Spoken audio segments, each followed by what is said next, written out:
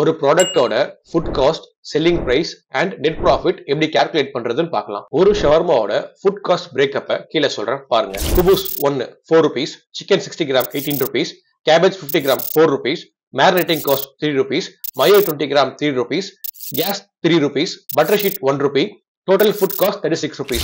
ஒரு ஷவர்மாவோட total food cost 36 ரூபாய் வருது. நெக்ஸ்ட் மாஸ்டரோட சேலரி.